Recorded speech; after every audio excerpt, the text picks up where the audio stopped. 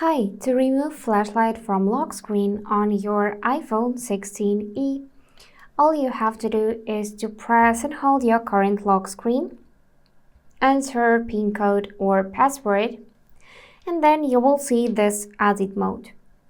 Here click Customize, pick your lock screen, and now to remove torch icon you need to just click on this minus near it. And this is it. You can tap on plus and add something else, for example calculator, and tap down to save changes. Another way how you can remove it is for settings. So let's go in settings. Here find wallpaper. Now in current wallpaper choose to customize by tapping lock screen. And as we did before, remove flashlight from these controls. And that's it for today.